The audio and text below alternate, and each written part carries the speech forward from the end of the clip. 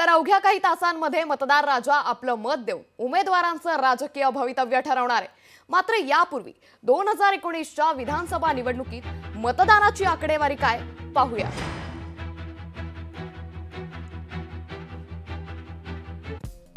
तर राज्यात सुमारे 58.49% मतदानाची नोंद ही 2019च्या निवडणुकीत करण्यात आली। कोल्हापुरात तब्बल 74% मतदानाची नोंद करण्यात आली आहे।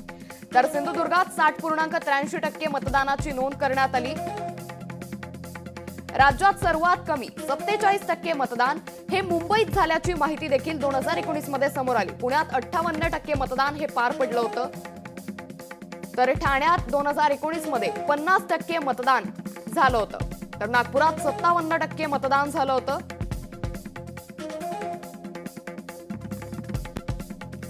तर 2019च्या निवडणुकीत सर्वाधिक मतदान हे कोल्हापूर जिल्ह्यात झाल्याची नोंद करण्यात आली होती।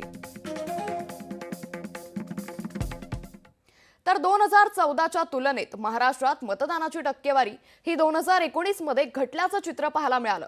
मात्र ही बाब लोकशाहीसाठी घातक असल्याचं जाणकार सांगतात। विकासासाठी सक्षम उमेदवार निवडून देणं ही प्रत्येक नागरिकाची जबाबदारी आहे।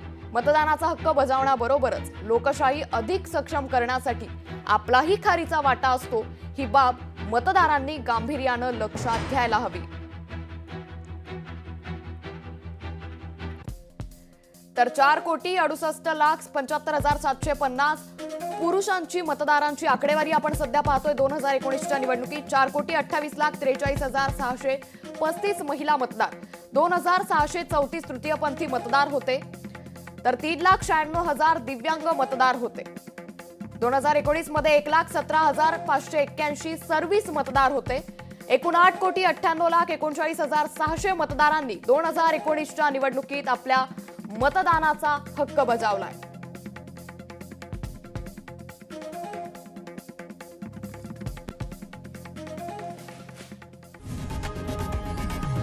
लोकशाही मराठी ऐका, पहा, जागरूक रहा।